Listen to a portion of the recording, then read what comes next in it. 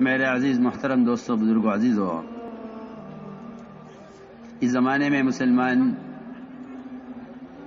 دنیا کی دولت کو اور دنیا کی چیزوں کو نعمت سمجھ کر استعمال بھی کر رہا ہے اور نعمت سمجھ کر اس کے حاصل کرنے کی کوشش بھی کر رہا ہے، لیکن اس کو یہ نہیں معلوم کہ سب سے بڑی دولت اور سب سے بڑی نعمت جو مسلمان کو اس زمانے میں صحابہ کے بعد ملی ہے، جو مسلمان کو صحابہ کے بعد سب سے بڑی دولت ملی ہے، جتنی بڑی دولت کسی مخلوق کو نہیں ملی، بلکہ اگر یہ بھی کہا جائے کہ ایمان صحابہ کرام کے بعد ایمان افضلیت کے اعتبار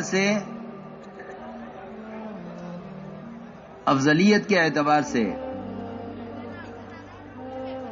اور ایمان بالغیب ہونے کے اعتبار سے صحابہ کے بعد اگر دیا گیا ہے تو اس امت کو دیا گیا ہے۔ ہم نے ہر چیز کو نعمت سمجھا، ہر چیز کو دولت سمجھا اور اس کو حاصل کرنے کی ہر ممکن کوشش کی، لیکن اس زمانے میں مسلمان ایمان کو سب سے بڑی نعمت اور ایمان کو سب سے بڑی دولت نہیں سمجھتا، بلکہ خیال یہ پیدا ہو گیا ہے کہ ہم تو ایمان والے ہیں، ایمان کی ہمیں کیا ضرورت ہے۔ اس زمانے کی سب سے بڑی غلط فہمی یہ ہے اور اس زمانے کا سب سے بڑا دھوکہ یہ لگا ہے ایمان والوں کو کہ وہ سمجھتے ہیں یہ کلمہ لا الہ الا اللہ، اس کی محنت کے میدان وہ اغیار ہیں جو ابھی اسلام میں نہیں آئے ہیں، حالانکہ اللہ رب العزت قرآن میں مومن کو اس کلمے کا زیادہ اہل اور زیادہ حقدار فرما رہے ہیں کہ مومن ایمان کا اہل اور ایمان کے زیادہ حقدار ہے۔ الزمہم کلمۃ التقوی وکانوا احق بها واہلها۔ میں نے ایک بات عرض کی ہے کہ مسلمان نہیں سمجھتا اس زمانے کا کہ ہمیں ملائکہ، انبیاء اور صحابہ، میری بات توجہ چاہے گی بہت، اس زمانے کا مسلمان نہیں سمجھتا کہ ہمیں ملائکہ، انبیاء اور صحابہ ان تینوں قسموں سے بڑھ کر ایمان ہمیں دیا گیا تھا، ان تینوں قسموں سے بڑھ کر ایمان ہمیں دیا گیا تھا، اس لیے کہ صحیح حدیث ہے۔ میں یہ بات اس لیے کہہ رہا ہوں کہ اس وقت مسلمان جتنا ایمان سے غافل ہے، اعمال سے بھی اتنا غافل نہیں ہے جتنا ایمان سے غافل ہے۔ حالانکہ حقیقت یہ ہے کہ ایمان کے بغیر نہ اعمال پر استقامت ہو سکتی ہے، نہ ایمان کے بغیر اس کو باطل پر غلبہ مل سکتا ہے، نہ ایمان کے بغیر اللہ کے وعدے اس کے لیے پورے ہو سکتے ہیں، اور نہ ایمان کے بغیر اس کے کسی عمل میں اخلاص ہو سکتا ہے، اور نہ ایمان کے بغیر اسے اپنے دین پر استقامت ہو سکتی ہے۔ یہ جو بنیادی چیزیں ہیں، کیونکہ سارے وعدے یقین پر ہیں، سارا اخلاص یقین میں ہے، سارا غلبہ یقین پر ہے، لیکن اس سب کے باوجود اس زمانے کا مسلمان جتنا ایمان سے غافل ہے اتنا اعمال سے بھی غافل نہیں ہے۔ حالانکہ میں درمیان میں عرض کر دوں کہ علماء نے لکھا ہے کہ احکام کا علم عمل کے لیے مقصود ہے، بذات خود مقصود نہیں ہے۔ علم برائے عمل ہے، علم برائے علم نہیں ہے، علم برائے عمل ہے۔ جب علم برائے عمل ہے تو علم سے فراغت ہو جائے گی، لیکن ایمان برائے ایمان نہیں ہے۔ اللہ کے توحید کا بیان کرنا بلکہ اللہ کی توحید کو بیان کرنا بذات خود مقصود ہے۔ یہ علماء کے سمجھنے کی بات ہے کہ علم برائے عمل مقصود ہے، اس سے فراغت ہو جائے گی. نماز کا علم اندر آ گیا ہے، اس کے مطابق نماز پڑھو. روزے کا علم اندر آ گیا ہے، اس کے مطابق روزہ رکھو. زکوٰۃ کا علم معلوم ہو گیا ہے، اس کے مطابق زکوٰۃ دو. حج کا علم اندر داخل ہو گیا ہے، اس کے مطابق حج کرو. آپ ہر نماز میں کتاب کھول کر نہیں دیکھتے کہ نماز کا طریقہ کیا ہے. آپ حج کرتے ہیں، حج کا طریقہ آپ کو معلوم ہے. آپ زکوٰۃ دیتے ہیں، آپ کو مال کی مقدار معلوم ہے اپنے، اور اس پر زکوٰۃ کی مقدار آپ کو معلوم ہے. لیکن ایمان سے مومن کو فراغت نہیں ہے. تو میں نے عرض کیا کہ وہ ایمان جو اس امت کو ملائکہ، انبیاء اور صحابہ سے پڑھ کر دیا گیا تھا، اس زمانے کے مسلمان نے سب سے زیادہ ایمان کو ضائع کیا ہے. صحیح حدیث ہے، یہ فرمایا حضور اکرم صلی اللہ علیہ وسلم نے اپنے صحابہ سے فرمایا کہ بتاؤ سب سے افضل ایمان کس کا ہے؟ پوچھا صحابہ سے افضل ایمان کس کا ہے؟ صحابہ نے عرض کیا کہ سب سے افضل ایمان تو ملائکہ کا ہو سکتا ہے. فرمایا کہ ملائکہ کا ایمان افضل ہونا کیا کمال ہے، ہونا ہی چاہیے. عرش کو وہ تھامے ہوئے ہیں، ہمیں تو عرش کے وجود پر ایمان لانا ہے کہ ہاں ہے. جنت دوزخ کے وجود پر ایمان لانا ہے کہ ہاں ہے، ہم بغیر دیکھے اس کو گیا ہے. لیکن ملائکہ جو جہنم کی باغیں تھامے ہوئے ہیں، وہ ملائکہ جو جہنم کے عذاب کو بڑھانے اور جہنم کے عذاب کے سارے نظام پر مسلط ہیں، وہ ملائکہ جو ہر وقت رکوع میں یا سجدے میں یا قومے میں یا قاعدے میں یا جلسے میں ہیں، جو سارے غیبی نظام میں فرشتے پھیلے ہوئے ہیں، ان سے بڑھ کر ایمان کس کا ہوگا؟ صحابہ نے عرض کیا کہ یا رسول اللہ، افضل ایمان تو انہی کا ہو سکتا ہے جو ایک اللہ کے مقرب مخلوق ملائکہ ہیں. فرمایا ان کا ایمان ایسا کیوں نہ ہو، اور ان کا ایسا ایمان ہونا کیا کمال ہے؟ ان کا ایمان ایسا ہونا ہی چاہیے کیونکہ وہ سارا غیبی نظام دیکھ رہے ہیں. صحابہ نے سوچ کر عرض کیا کہ پھر تو ایسا ایمان انبیاء علیہ السلام کا ہو سکتا ہے. آپ نے فرمایا انبیاء علیہ السلام کا ایمان ایسا کیوں نہ ہو، انبیاء کا ایمان ایسا کیوں نہ ہو کہ ان پر وحی آتی ہے، ان کے پاس ملائکہ آتے ہیں، جبرائیل وحی لے کر آتے ہیں. پھر بعد انبیاء علیہ السلام کو آسمان پر اٹھایا گیا، سارا نظام انہوں نے دیکھا. ادریس علیہ السلام نے آسمانوں کی سیر کی ہے، حضور اکرم صلی اللہ علیہ وسلم نے آسمانوں کی سیر کی ہے. آپ نے فرمایا کہ انبیاء کا ایمان ایسے کیوں نہ ہو، کیا کمال ہے اس میں؟ انہوں نے سارا غیبی نظام دیکھا ہے. صحابہ نے عرض کیا کہ پھر تو آپ کے بعد ہم رہ گئے، صحابہ کا ایمان ایسا ہونا چاہیے. فرمایا کیوں صحابہ کا ایمان ایسا کیوں نہ ہو؟ وحی کو نازل ہوتے ہوئے دیکھ رہے ہیں، فرشتوں کا نزول دیکھ رہے ہیں غزوات میں، اور پھر میں تمہارے درمیان میں ہوں. آپ نے فرمایا میں تمہارے درمیان میں ہوں، تم مسلسل دیکھ رہے ہو آسمان سے وحی بھی آتے ہوئے، مسلسل دیکھ رہے ہو آسمان سے غیبی مددوں کے آتے ہوئے، تمہارا ایمان ایسا کیوں نہ ہو؟ جی ہاں، دیکھو سوچنے کی بات ہے. ملائکہ کا ایمان، انبیاء کا ایمان، صحابہ کا ایمان، ان سب کے ایمان کے بعد آپ نے فرمایا کہ سب سے افضل ایمان ان لوگوں کا ہے جو میرے بعد آئیں گے دنیا میں اور مجھے بغیر دیکھے صرف قرآن حدیث کو دیکھ کر میرے دین میں داخل ہوں گے، مجھ پر ایمان لائیں گے. جنہوں نے نہ مجھے دیکھا ہے، نہ انہوں نے غیبی مددیں اور معجزات دیکھے ہیں، افضل ترین ایمان ان کا ہوگا. اللہ اکبر. پھر بھی مسلمان ایمان سے غافل ہے. لکھا ہے علماء نے کہ ایمان صحابہ کے بعد آنے والے، صحابہ کے بعد ایمان میں آنے والے مسلمانوں کا ایمان وہ افضل ترین ایمان ہے، کیونکہ یہ تینوں قسمیں غیب کے نظام کو دیکھ کر ایمان لائی ہیں.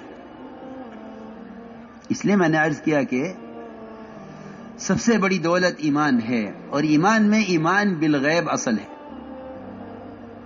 ایمان بالغیب اصل ہے جس میں مشاہدات، تجربات، ظاہری تمام نظام کائنات، اس کا انکار کیے بغیر خدا کی قسم ایمان کا ذرہ بھی دل میں نہیں آتا ہے. یہ ایک مسلم بات ہے کہ نظام کائنات کا، ظاہری پورے نظام کا، مشاہدات کا انکار کیا کرنا پڑے گا، تب ایمان دل میں داخل ہوگا. اگر نظام کائنات کو اصل سمجھتا ہے تو ایمان کی حقیقت تک کبھی، ایمان کی حقیقت کیا ہے، ایمان کی ابتدا تک بھی کبھی رسائی نہیں ہوگی، کہ ایمان بالغیب اصل ہے. اس لیے انبیاء علیہ السلام کا سب سے پہلا کام یہ ہوا کہ انہوں نے آ کر جتنی بھی شکلیں تھیں کائنات کی، اور جتنی بھی شکلیں انہوں نے خود بنائی تھی، ان شکلوں پر اپنے نظام اور اپنے مسائل کو تقسیم کر کے، یہ شکل ہے رزق دینے والی، یہ شکل ہے اولاد دینے والی، یہ شکل ہے بارش دینے والی، یہ شکل ہے صحت دینے والی، ان ساری شکلوں کا انکار کیا قدرت کے مقابلے میں. لا الہ میں سب سے پہلے اللہ کے ہر غیر کی نفی ہے. سب سے پہلے اللہ کے ہر غیر کی نفی ہے، اور اس نفی کا مطلب صرف انکار کر دینا نہیں ہے، بلکہ اس نفی کا مقصد، اس نفی کا اصل مطلب یہ ہے کہ تم ان شکلوں سے کوئی امید ہی مت رکھنا، ان سے امید کی بھی نفی کرو. یہ کہنا نہیں یہ خدا نہیں ہے، کہ یہ خدا نہیں ہے تو تمہیں اس سے امید کیوں ہے؟ یہ خدا نہیں ہے تو اس سے امید کیوں ہے؟ میں نے عرض کیا کہ سب سے پہلا کام انبیاء علیہ السلام کا یہ ہے کہ وہ آ کر اپنی قوم کو ایمان بالغیب سکھلاتے ہیں، اور ایمان بالغیب ہی اصل ہے. لکھا ہے علماء نے کہ جس چیز کی تصدیق دے کر کی جائے اس کو ایمان نہیں کہتے،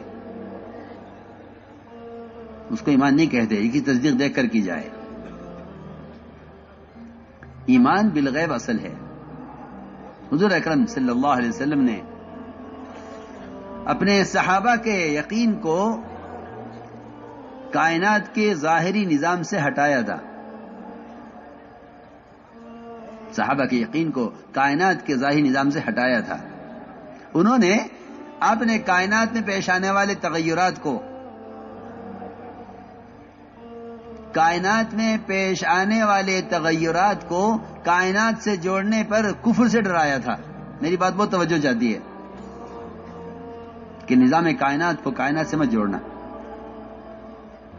نظام کائنات کو براہ راست خالق کائنات سے جوڑنا. اگر تم نے کائنات کے نظام کو کائنات سے جوڑا تو دہریت میں پڑو گے. اس لیے کہ دہریت کہتے ہی اس کو ہیں کہ نظام کائنات کا نظام کائنات سے چل رہا ہے، یعنی زمانہ زمانے کو چلا رہا ہے. دہریت اسی کا نام ہے. دہریت اسی کا نام ہے کہ نظام کائنات کائنات سے چلتا ہے. نہیں، نظام کائنات خالق کائنات سے چلتا ہے. خدا کی قسم، جتنے منتظر اسرافیل سور پھونکنے میں اللہ کی طرف پیشانی لگائے ہوئے، نظر جمائے ہوئے اللہ کے امر کے منتظر ہیں، جتنا انتظار ان کا ہے اللہ کے امر میں سور پھونکنے سارے عالم کو تباہ کرنے کے لیے، خدا کی قسم اتنا ہی منتظر ایک درخت کا پتا سوکھ کر درخت سے گرنے میں اللہ کے امر کا منتظر ہے. جی ہاں، اس پر ایمان لانا ہوگا تاکہ اس درمیان کی جتنی شکلیں ہیں، اسرافیل کے سور پھونکنے سے لے کر اس پتے کے گرنے تک، اور جبرائیل کے حجم اور ان کے قد و قامت اور ان کے پھیلاؤ سے لے کر ان کے طول و عرض سے لے کر ایک چونٹی تک جتنی شکلیں ان کے درمیان میں ہیں، ان ساری شکلوں کا اسی طرح انکار کرنا پڑے گا. یہ کرنے والی ذات صرف اللہ کی ہے. اللہ کو بولنا سب سے بڑی عبادت ہے. اللہ کو بولنا ذکر ہے. اس زمانے میں لوگ صرف تسبیح پڑھنے کو ذکر سمجھتے ہیں. میری بات توجہ چاہتی ہے بہت. اس زمانے میں لوگ صرف تسبیح پڑھنے کو ذکر سمجھتے ہیں. نہیں، بلکہ نبی کو جو ذکر کا حکم ہے، نبی کو جو ذکر کا حکم ہے، اس میں نبی کو اس کا حکم ہے کہ آپ کھڑے ہوئیے اور آپ اللہ کی بڑائی کو اور اس کی کبریائی کو ان تمام شکلوں کے مقابلے میں بڑا بیان کیجئے. آپ سے اور انبیاء سابقین سے جو کفر کی لڑائی ہے وہ ذکر پر نہیں ہے، وہ ذکر پر نہیں ہے، بلکہ وہ لڑائی اللہ کے تذکروں پر ہے. لڑائی اللہ کے تذکروں پر ہے. اجعل الالهة الہ واحدہ ان ھذا لشیء عجاب. لڑائی ساری اس پر ہے، لڑائی ساری اس پر تھی. اتقتلون رجلا یقول ربی اللہ کی لڑائی ساری اس پر ہے. اس لیے حضور اکرم صلی اللہ علیہ وسلم نے اپنے صحابہ کے ذہن کو کائنات کے ظاہری نظام سے ہٹایا کہ نظام کائنات کے تغیرات کا کائنات سے کوئی تعلق نہیں ہے. اونٹوں میں خارش پھیلی. میں بتاؤں گا، سمجھاؤں گا کہ جو حالات پیش آتے ہیں ان حالات میں اللہ کو لوگ کتنا یاد رکھتے ہیں. ٹھیک ہے، ایک تسبیح آپ نے صبح پڑھ لی، ایک شام کو پڑھ لی، اس میں کوئی شک نہیں. اللہ کے ذکر کے انوارات، اس کے ذکر کے فضائل، اس کے ذکر کی برکات سب اپنی جگہ ہیں، اس سے انکار نہیں ہے. لیکن یہ بات یاد رکھنا کہ اللہ کے غیر کا تأثر دلوں سے نکلے گا نہیں جب تک اللہ کی ذات سے ہونے میں اس کے غیر کا انکار نہ ہو. ایک لا الہ الا اللہ کا ذکر ہے، ایک لا الہ الا اللہ کے تذکرے ہیں. چنانچہ صحابہ نے عرض کیا کہ اونٹوں میں خارش پھیل گئی ہے. آپ نے سوال کھڑا کیا کہ اونٹوں میں خارش کیسے پھیلی ہے؟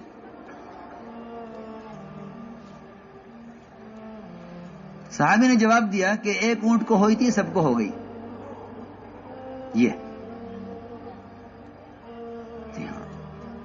کہ نہیں، یہ بات کلمے کے اور ایمان کے بالکل خلاف ہے. یہ اللہ کی قدرت کا انکار کر دینا ہے. جی ہاں، پکی بات ہے. یہ قدرت کا انکار کر دینا ہے کہ ایک کو ہوئی تھی پھر سب کو ہو گئی.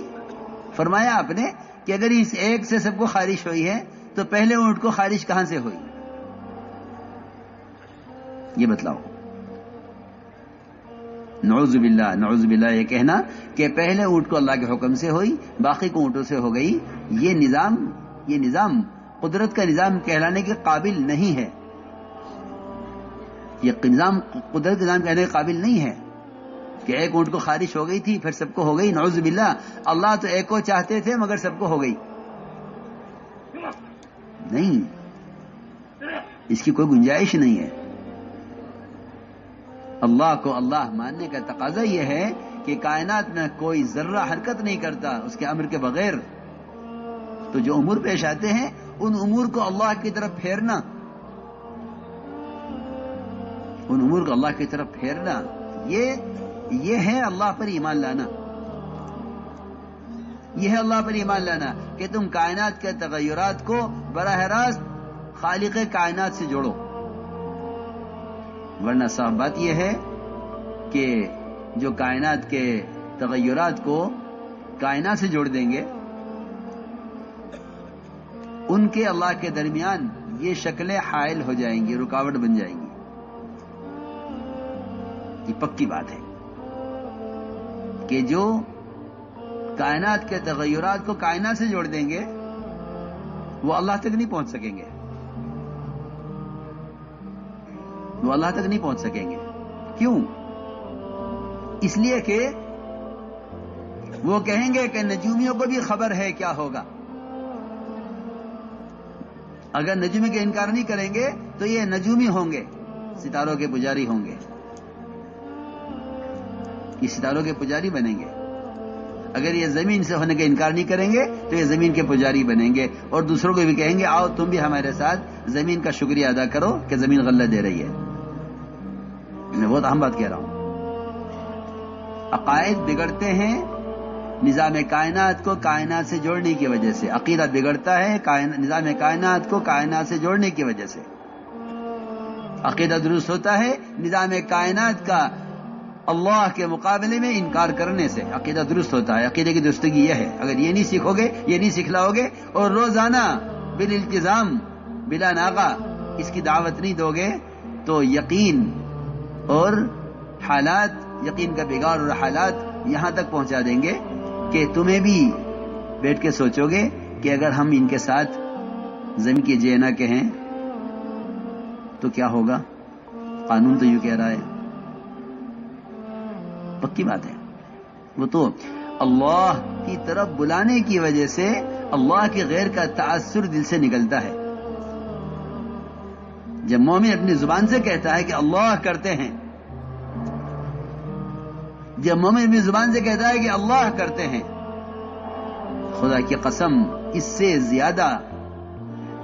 زیادہ باطل کے دل کے مرعوب ہونے کے لیے خدا کی قسم قرآن حدیث میں اس کے علاوہ اس سے بڑھ کر اور کوئی سبب ملے گا نہیں. میں جو کہہ رہا ہوں سمجھ کر کہہ رہا ہوں. جو مومن کہتا ہے کہ اللہ کریں گے، اس سے زیادہ باطل کے قلوب کو مرعوب کرنے والی اور کوئی چیز نہیں ہے. وَإِذَا ذُكِرَ اللَّهُ وَحْدَهُ اشْمَأَزَّتْ قُلُوبُ الَّذِينَ لَا يُؤْمِنُونَ بِالْآخِرَةِ وَإِذَا ذُكِرَ الَّذِينَ مِن دُونِهِ إِذَا هُمْ يَسْتَبْشِرُونَ. یہ تو خوش اس سے ہوں گے، یہ تو خوش اس بات سے ہوں گے کہ آپ کہیں کہ نہیں جی ایسا نہیں ہے، ہم اللہ بھی ہیں پھر آپ بھی ہیں، اللہ کے بعد آپ ہی ہیں. جی ہاں، جی ہاں، اللہ بھی ہیں آپ بھی ہیں، اللہ کے بعد آپ ہی ہیں. ہاں، اس سے خوش ہو جائیں گے. اور آج دیکھیں نہیں اللہ ہی ہیں صرف، تو ان کے دل مرعوب ہوں گے، ان کے دل مرعوب ہوں گے اس سے، اور ان کا دل شکستہ ہو جائیں گے اس سے کہ مومن یہ کہے کہ اللہ سے ہوتا ہے. میں نے عرض کیا کہ سب سے بنیادی کام یہ تھا کہ نظام کائنات کے تغیرات کو کائنات سے مت جوڑو. اللہ تعالیٰ نظام کائنات کو بدلتے ہی اس لیے ہیں تاکہ دیکھیں کہ مسلمان اس بارے میں کیا کہتا ہے. حدیبیہ کی رات میں بارش ہوئی، حدیبیہ کی رات میں بارش ہوئی. اس بارش پر آپ نے فرمایا صحابہ سے کہ صبح کو تم میں سے بعض کافر ہوں گے بعض مومن. صحابہ گھبرا گئے، کیوں ہم کافر ہو جائیں گے اور کیوں ایمان کھو بیٹھیں گے؟ ایمان کی دولت کے حاصل ہونے کے بعد ہم ایمان سے پلٹ جائیں گے؟ یہ سے کیسے ہو جائے گا؟ میں کہ ہاں، جو یہ کہے گا کہ بارش اللہ کے حکم سے ہوئی ہے وہ اللہ پر ایمان لانے والا ہے اور ستاروں کا انکار کرنے والا ہے. جو یہ کہے گا نہیں بارش فلاں ستارے کی وجہ سے ہوئی ہے وہ اللہ کے انکار کرنے والا، ستاروں پر ایمان رکھنے والا ہے. تو میں نے عرض کیا کہ ادھر نجومی ستاروں کے پجاری، ادھر زمینوں کے پجاری، یہ کہیں گے مسلمانوں سے کہ آؤ دیکھو یہ نظام